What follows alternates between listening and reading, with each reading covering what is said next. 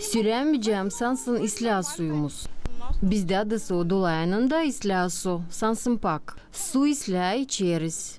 Питьевая вода.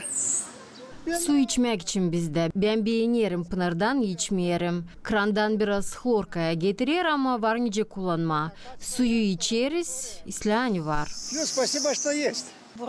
Sansın islah su temiz, gübürsüz. Каврадская Su islah. вода. Ну, у нас в центре достаточно качественная. Kasabanın merkezinde su kaliteli.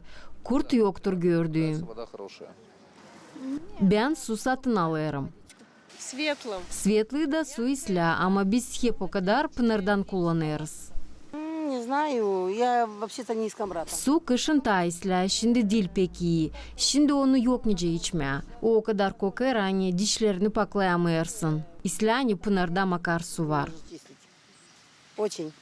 Хотелось желать бы лучшего, конечно. Bizde bir problema. Suyu sıkça sündürürler. Halis akşamında ta sabayadan yok suyumuz. Время. До утра у нас воды нету почему-то вот Суворова там в той стороне. Не знаю, причина какая. Evde var suyumuz ama dil kaliteli. Нормальная питьевая вода. İslah kaliteli su ama kimer kere gece suyu sündürürler. Bizde az su var. Бывает такое. Kanalizasyaya yeni yıl lazım yapsınlar. Yağmur yağdığından su kirlenir. Çadırlunga kasabasının dolu administrasyasının başı Natalya Şoşova su sistemasının problemalarını açıkladı. В 2003 году решение муниципального совета Чедрлунга 2003 yılda Çadırlunga'da su hem kanalizasya setilerin borcu vardı 4 milyon lira. 20 yılın içinde 160 kilometrelik su setileri hem 94 kilometre su kanalları yapıldılar. водопроводных сетей и 94 и более километров водоотведений.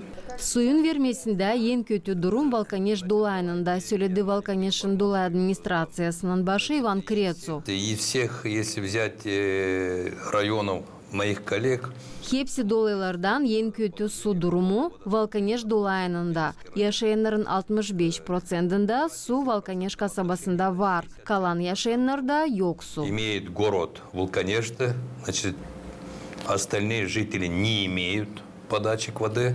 Kaliteli suyun probleması bağlı yaşamak yerlerinde kanalizasyonun yoksuzluğundan. Bu korkunçluk durumunu yaşamak yerlerine getirir.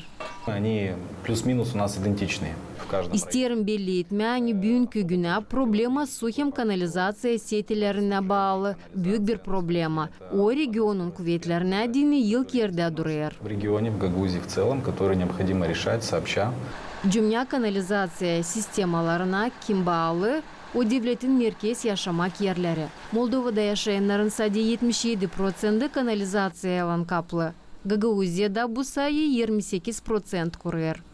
Svetlana Dimitrogla, Polina Slavova, Grigoriy Stavilov, Maria Kazako, GRT Haberler.